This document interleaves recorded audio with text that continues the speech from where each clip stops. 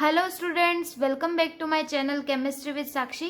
Previous lecture में हमने देखा था डी ब्रोगली हाइपोथेसिस के बारे में। उन्होंने हमें क्या बताया था कि एक मैटर जो होता है उसका नेचर कैसा होता है, ड्यूअल नेचर होता है, पार्टिकल नेचर होता है, साथ साथ में वेव नेचर भी होता है। यही डी ब्रोगली की हाइपोथेसिस थी। आज हम स्टार्ट करने वाले हैं हाइजेनबर्ग अनसर्टेनिटी प्रिंसिपल। हाइजेनबर्ग ने अपना एक प्रिंसिपल दिया था जिसको कि हम बोलते हैं हाइजेनबर्ग अनसर्टेनिटी प्रिंसिपल। ये क्या है बच्चों, देखते हैं हम कि जैसा कि सब लोग जानते हैं न्यूक्लियस होता है एक, ठीक है, और न्यूक्लियस के चारों तरफ ये मान लो न्यूक्लियस है जिसपे चार्ज कितना है Ze। अब इसके चारों तरफ क्या करता है, इलेक्ट्रॉन रिवॉल्व करता है। ये क्या है, इलेक्ट्रॉन। अब जैसे कि इलेक्ट्रॉन की मुझे क्या निकालनी है, एग्जैक्ट पोजीशन निकालनी है कि वो उसकी पोजीशन क्या दे रखी है, तो हमें क्या करना होगा, इसके लिए कुछ लाइट इंसिडेंट करनी होगी। ऐसे तो हम डायरेक्टली इलेक्ट्रॉन को देख नहीं सकते क्योंकि इलेक्ट्रॉन जो होता है वो बहुत ही छोटा पार्टिकल होता है। तो इसके लिए हमें क्या करना होगा, एक लाइट इंसिडेंट करवानी होगी। तो जैसे ही एक इलेक्ट्रॉन पे लाइट इंसिडेंट करवाते हैं, ये क्या है, लाइट जो कि हमने इलेक्ट्रॉन पे इंसिडेंट करवाई, तो इससे क्या होगा, रिफ्लेक्ट होके लाइट हमें दिखेगी एक माइक्रोस्कोप में। ये क्या है, माइक्रोस्कोप, जिसके द्वारा हम क्या देख सकते हैं, इलेक्ट्रॉन की पोजीशन। कब देख सकते हैं, जब इस इलेक्ट्रॉन पे क्या करेंगे, लाइट का इंसिडेंट करवाएंगे, तो रिफ्लेक्टेड लाइट जो होगी वो हमें क्या दिखेगी, माइक्रोस्कोप में दिखेगी। क्लियर है। अब ये इलेक्ट्रॉन जो है इसका पाथ तो ये होना चाहिए, ठीक है, इस प्रकार से घूमता है ना ये इलेक्ट्रॉन। तो ये क्या हो गया, एक्सपेक्टेड पाथ, कि इसका पाथ क्या होना चाहिए, यही होना चाहिए। लेकिन क्या होता है, जब भी हम लाइट को इंसिडेंट करवाते हैं इलेक्ट्रॉन पे, तो क्या होता है कि इलेक्ट्रॉन की जो पोजीशन वेलोसिटी जो है वो चेंज हो जाती है। मतलब कि ये इलेक्ट्रॉन v वेलोसिटी से घूमता है तो वो किस तरफ मूव करेगा, इस तरफ मूव करने लग जाएगा, मूवमेंट शुरू हो जाएगा इसका। तो इसको बोलेंगे हम न्यू पाथ। तो इसका मतलब यही है, हाइजेनबर्ग अनसर्टेनिटी प्रिंसिपल में यही कहना चाह रहे हैं कि जब हम इलेक्ट्रॉन की पोजीशन का पता लगाना चाहेंगे तो क्या होगा, इसका वेलोसिटी क्या होगी, चेंज हो जाएगी। क्यों वेलोसिटी चेंज हो जाएगी, क्योंकि हम लाइट इंसिडेंट करवाएंगे। जैसे ही लाइट इंसिडेंट करवाएंगे तो क्या होगा, ये क्या करने लग जाएगा, मूवमेंट करने लग जाएगा इलेक्ट्रॉन। तो यही क्या होती है कि एक इलेक्ट्रॉन जो होता है उसकी पोजीशन और वेलोसिटी दोनों को हम क्या कर सकते हैं, एक साथ पता लगा नहीं सकते हैं। या पोजीशन पता लगाने जाएंगे तो वेलोसिटी चेंज हो जाएगी, और वेलोसिटी पता लगाना चाहेंगे तो पोजीशन चेंज हो जाएगी। तो इसी को क्या कहेंगे हम, हाइजेनबर्ग अनसर्टेनिटी प्रिंसिपल। तो यहाँ पे मैं लिख लेती हूँ, when we try to observe the exact position of an electron, its velocity changes। यदि हम क्या पता ना लगा जाएंगे, हम क्या ट्राई करेंगे, ऑब्जर्व करने का एग्जैक्ट पोजीशन ऑफ इलेक्ट्रॉन की एग्जैक्ट पोजीशन हमको निकालनी है। तो क्या होगा, वेलोसिटी चेंज हो जाएगी। एंड वाइस वर्सा, मतलब कि इसका अपोजिट। जैसे हम वेलोसिटी को पता लगाना चाहेंगे, एग्जैक्ट वेलोसिटी को, तो क्या होगा, पोजीशन चेंज हो जाएगी। तो यही क्या है, हाइजेनबर्ग का अनसर्टेनिटी प्रिंसिपल। इसको थ्योरी के रूप में लिख लेते हैं।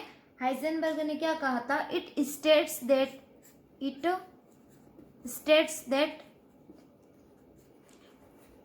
it is impossible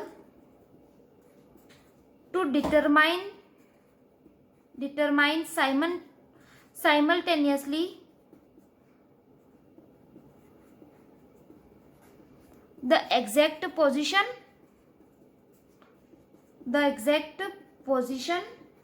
and the momentum, या फिर वेलोसिटी भी बोल सकते हैं, मोमेंटम या फिर और वेलोसिटी ऑफ एन इलेक्ट्रॉन। यहाँ पे जो हाइजेनबर्ग ने बात की थी वो माइक्रोस्कोपिक पार्टिकल की थी, मैक्रोस्कोपिक पार्टिकल की नहीं की थी। इलेक्ट्रॉन क्या है, एक माइक्रोस्कोपिक पार्टिकल है। तो इन्होंने क्या कहा था, it states that it is impossible to determine simultaneously मतलब एक साथ डिटरमाइन करना इम्पॉसिबल है। क्या डिटरमाइन करना, द एग्जैक्ट पोजिशन और द मोमेंटम या फिर वेलोसिटी। एक साथ पोजीशन और वेलोसिटी को हम एक साथ सेम टाइम पे हम डिटरमाइन नहीं कर सकते हैं। या तो पोजीशन हमें पता होगी, एक्यूरेसी की बात हो रही है यहाँ पे। अगर एक्यूरेट हमें पोजीशन निकालनी है तो क्या होगा, वेलोसिटी चेंज हो जाएगी।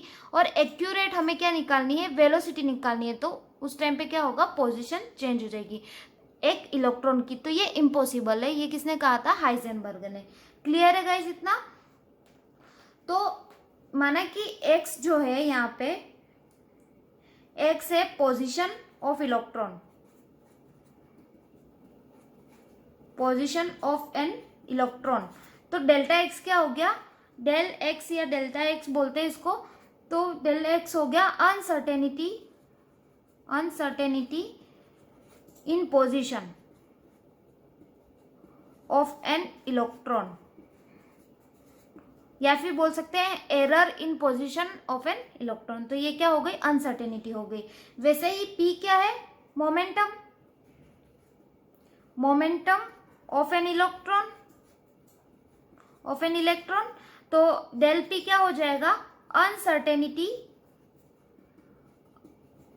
अनसर्टेनिटी इन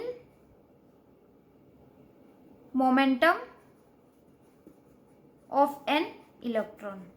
क्लियर है। तो x क्या हो गया, पोजीशन। तो डेल x क्या हो गया, अनसर्टेनिटी उसमें पोजीशन में। और डेल p क्या हो गया, अनसर्टेनिटी इन मोमेंटम। इसका स्क्रीनशॉट ले लीजिए। फिर हाइजेनबर्ग ने एक इक्वेशन दी थी, वो हम लिखते हैं। ठीक है गाइस। तो हाइजेनबर्ग ने क्या कहा कि the product of their uncertainties is always equal to or greater than, equal भी होगा और ग्रेटर भी होगा किसके, h/4 पाई के। इससे एक इक्वेशन निकल के आती है कि अनसर्टेनिटी जो होगी, प्रोडक्ट होगा अनसर्टेनिटी का, मतलब कि डेल x जो कि क्या है, uncertainty in position, multiply by del p uncertainty in momentum is always equal to और greater than h/4 pi. Clear है गाइस इतना। अब मोमेंटम क्या होता है, सब लोग जानते हैं, momentum is equal to m into v, mass into velocity. अब ये वैल्यू इसमें पुटअप कर लेंगे तो क्या आ जाएगा, del x multiply by m del v, क्योंकि वेलोसिटी चेंज होगी, मास तो वही रहेगा। तो यहाँ पे क्या आ गया, वेलोसिटी के आगे क्या आ गया, अनसर्टेनिटी। और ये ग्रेटर देन इक्वल टू किसके होगा, h/4 पाई के। अब ये मास जो है वो उसको यहाँ पे शिफ्ट कर लेंगे तो क्या आ जाएगा हमारे पास, del x multiply by del v is greater than equal to h/4 pi m। तो यही क्या है, हाइजेनबर्ग अनसर्टेनिटी प्रिंसिपल की इक्वेशन है। क्लियर है, समझ में आ गया। तो इस इक्वेशन से क्या दो पॉइंट निकल के आते हैं, यदि डेल x क्या है, स्मॉल है, डेल x स्मॉल मतलब पोजीशन हमें क्या, पोजीशन नॉन है, तो उस कंडीशन में क्या होगा, वेलोसिटी क्या होगी, अनसर्टेन होगी। जैसा कि मैंने पहले बताया था वही है, वेलोसिटी क्या होगी, अनसर्टेन होगी, मतलब डेल v इज लार्ज। क्या कहा मैंने, डेल x जो है वो स्मॉल है, मतलब कि पोजीशन हमको पता है। अगर पोजीशन पता है तो उस कंडीशन में at the same time velocity क्या होगी, अनसर्टेन होगी, मतलब वेलोसिटी लार्ज होगी। इसका वाइस वर्सा क्या हो गया, अगर डेल v इज स्मॉल मतलब कि वेलोसिटी नोन है, वेलोसिटी हम जानते हैं, तो उस कंडीशन में क्या होगा, पोजीशन इज अनसर्टेन, पोजीशन क्या होगी, अनसर्टेन रहेगी। Del x is large. Clear है गाइस इतना? तो यही है हाइजेनबर्ग अनसर्टेनिटी प्रिंसिपल। अब उसका कुछ सिग्निफिकेंस भी है। हम बढ़ते हैं सिग्निफिकेंस की ओर। इसका सिग्निफिकेंस क्या है? Significance of Heisenberg uncertainty principal. Significance क्या है कि मैक्रोस्कोपिक पार्टिकल के लिए देखेंगे हम और फिर देखेंगे माइक्रोस्कोपिक पार्टिकल के लिए। माइक्रोस्कोपिक पार्टिकल इलेक्ट्रॉन, प्रोटॉन, ये सब हो गए। हम यहाँ पे बात करेंगे इलेक्ट्रॉन की। और मैक्रोस्कोपिक पार्टिकल में कोई भी पार्टिकल ले लेंगे जिसका हम मास निकालेंगे और इस फॉर्मूले में क्या करेंगे, पुटअप करेंगे। सबसे पहले हम देखते हैं for macroscopic particle. For macroscopic particle जिसके लिए हमने मास लिया है 10⁻⁻6 kg। ठीक है, अब ये वैल्यू पुटअप करेंगे हम इस फॉर्मूला में। तो हम देखेंगे इसका प्रोडक्ट क्या आता है, del x multiply by del v is equal to h/4πm। तो यहाँ पे वैल्यू पुटअप करेंगे। h क्या है, प्लैंक्स कांस्टेंट, जिसकी वैल्यू सब लोगों को याद हो गई होगी, 6.626 multiply by 10⁻⁻34 joule second divided by 4। और पाई की वैल्यू कितनी होती है, 3.14 मल्टीप्लाई बाय 10⁻⁻6 kg। क्लियर है?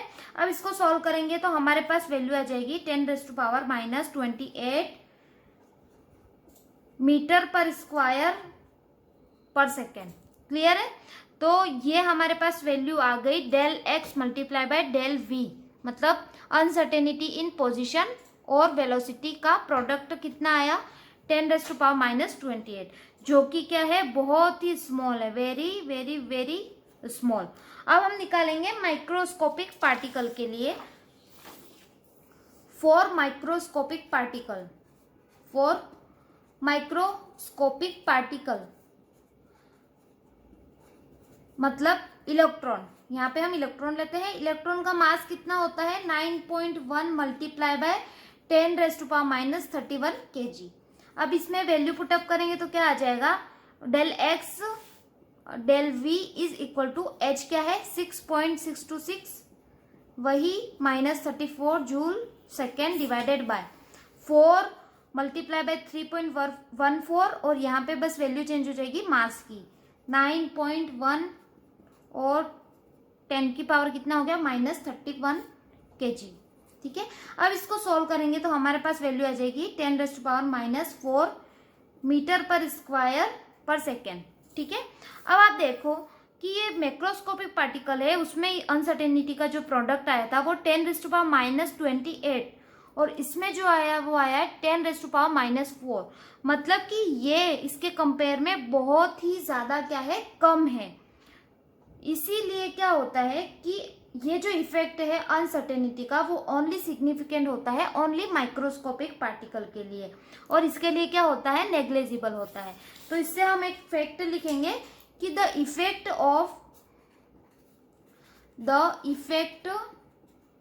Of Heisenberg uncertainty principal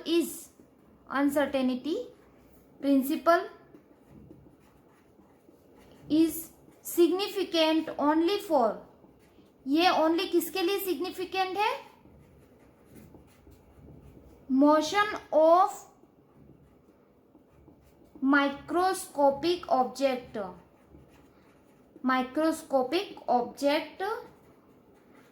and is negligible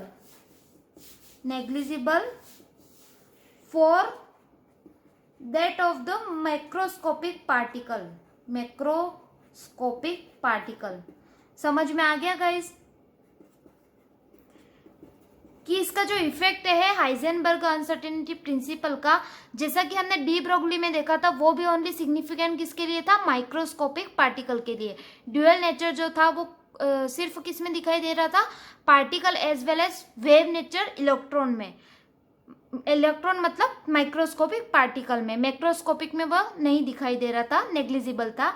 उसी प्रकार से हाइजेनबर्ग जो है अनसर्टेनिटी प्रिंसिपल, इसमें भी जो इसका इफेक्ट है वो ओनली सिग्निफिकेंट है मोशन ऑफ माइक्रोस्कोपिक ऑब्जेक्ट।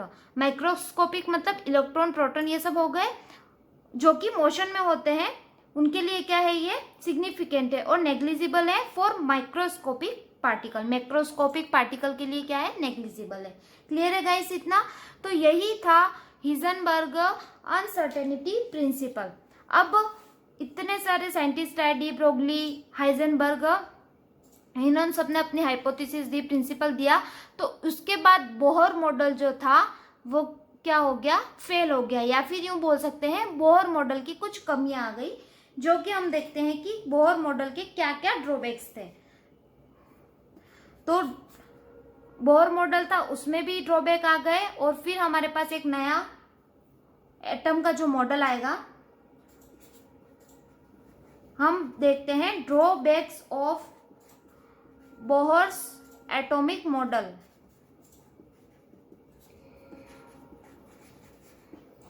जब बोहर ने अपना एटॉमिक मॉडल दिया उसके बाद क्या हुआ, ये दोनों थ्योरी आई, हाइपोथेसिस आई, प्रिंसिपल आया, तो बोहर का मॉडल जो था वो वर्क नहीं किया और इसमें क्या आ गई, कुछ कमियां आ गई। तो फर्स्ट इसका जो ड्रॉबैक था, दिस मॉडल इज बहुत ही इंपॉर्टेंट, और बहुत ही इंपॉर्टेंट ड्रॉबैक है, this model is applicable only for single electron species. मतलब कि क्या हो गया कि hydrogen and hydrogen like species,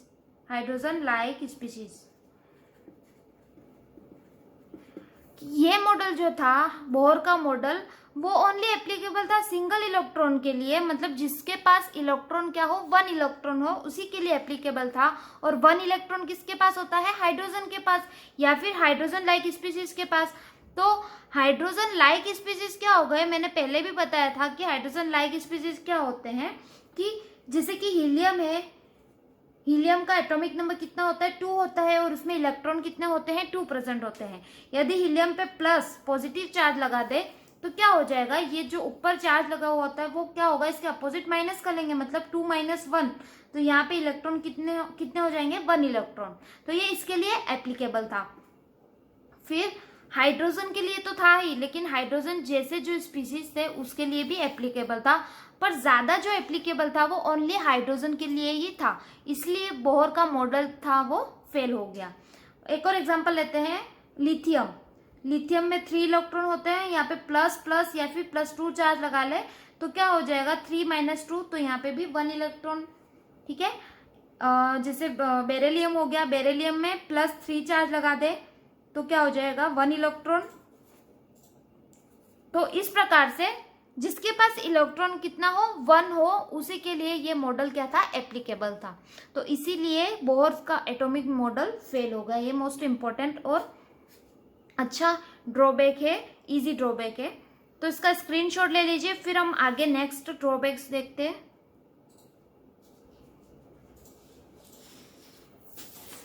clear है? तो सेकेंड जो इसका ड्रॉबैक है वो है Bohr consider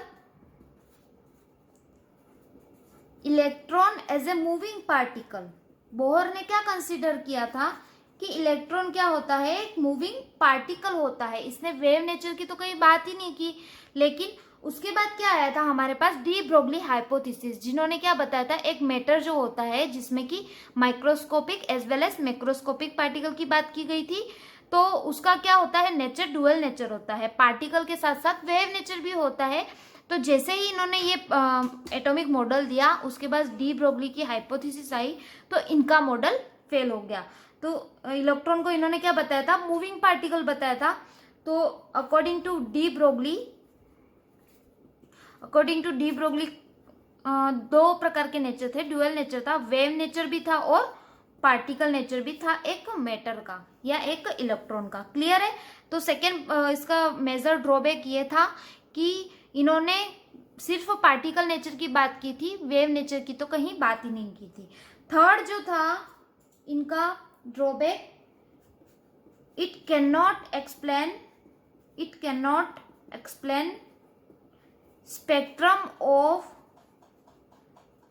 multi electron species. मतलब कि इन्होंने सिर्फ हाइड्रोजन एटम की बात की थी, हाइड्रोजन का जो लाइन स्पेक्ट्रम था वो बताया था। बाकी मल्टी इलेक्ट्रॉन के लिए तो इन्होंने बात ही नहीं की कि उसका स्पेक्ट्रम कैसा बनता है। इन्होंने सिर्फ किसका स्पेक्ट्रम बताया था, हाइड्रोजन का लाइन स्पेक्ट्रम बताया था। तो इसीलिए भी ये मॉडल क्या हो गया, फेल हो गया, या फिर इसके कुछ ड्रॉबैक्स थे। तो फोर्थ जो इसका ड्रॉबैक था, Bohr's measured simultaneously position and momentum।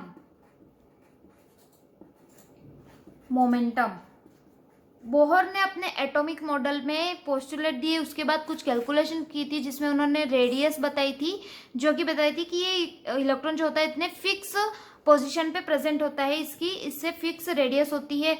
फिर उन्होंने वेलोसिटी बताई थी। तो सब क्या दोनों साथ साथ बताया था कि वेलोसिटी और पोजीशन जो है वो साइमल्टेनियसली मेजर कर सकते हैं, लेकिन ऐसा तो नहीं होता है। हमने कहाँ पढ़ा, हाइजेनबर्ग की अनसर्टेनिटी प्रिंसिपल में। उन्होंने क्या बताया कि पोजीशन, किसी भी इलेक्ट्रॉन की पोजीशन और मोमेंटम को हम एक साथ मेजर नहीं कर सकते हैं एट द सेम टाइम। ठीक है, तो इसलिए इनका मॉडल फेल हो गया। तो ये according to Heisenberg uncertainty principle. ठीक है। और फिफ्थ जो इनका ड्रॉबैक है वो है it could not explain splitting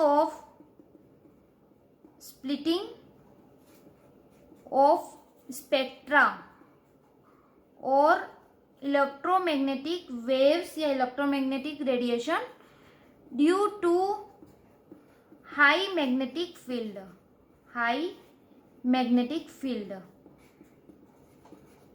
मतलब कि हाई मैग्नेटिक फील्ड जब अप्लाई कर रहे थे तो स्प्लिटिंग ऑफ स्पेक्ट्रा किस प्रकार से होता है वो ये बता नहीं पाए थे, मेजर नहीं कर पाए थे, जिसको कि हम बोलते हैं जीमन इफेक्ट। ये इंपॉर्टेंट है कि जीमन इफेक्ट क्या होता है, स्प्लिटिंग ऑफ स्पेक्ट्रा और इलेक्ट्रोमैग्नेटिक वेव्स या electromagnetic radiation due to high magnetic field, this is called Zeeman effect. Clear है। 6 ड्रॉबैक था इसी प्रकार से, जब हम हाई इलेक्ट्रिक फील्ड अप्लाई करते हैं, splitting of it could not explain splitting of spectra और electromagnetic radiation due to high electric field and this is called Stark effect. इसको ज्यादा डिटेल में नहीं जाना है, इसको बस इतना याद रखना है कि जीमन इफेक्ट क्या होता है और स्टार्क इफेक्ट क्या होता है। स्प्लिटिंग ऑफ स्पेक्ट्रा और electromagnetic wave due to high magnetic field की बात करेंगे तो जीमन इफेक्ट, और इलेक्ट्रिक फील्ड की बात करेंगे तो स्टार्क इफेक्ट। इसको याद रख सकते हो आप कि magnetic field, Zeeman effect, electric field, Stark effect. तो यही इंपॉर्टेंट है इसमें याद रखने का, जीमन इफेक्ट क्या होता है, स्टार्क इफेक्ट क्या होता है। क्लियर है। तो यही इसके कुछ ड्रॉबैक्स थे। इसी के कारण हमारे पास एक नई थ्योरी आई जिसको कि बोलते हैं क्वांटम मैकेनिकल या फिर wave mechanical theory of atom. Clear है। तो एटम का ये दूसरा थ्योरी आई, मॉडल आया। इसके भी सबसे पहले हमने जे थॉमसन का मॉडल देखा था, वो तो बिल्कुल उसमें बहुत सारी कमियां थी। उसके बाद आया रदरफोर्ड का मॉडल, जिसकी कमियों को दूर करने के लिए हमारे पास क्या आया, बोहर्स का मॉडल। और अब हम पढ़ेंगे क्वांटम मैकेनिकल मॉडल। क्लियर है गाइस। तो स्क्रीनशॉट आप ले लीजिए इसका।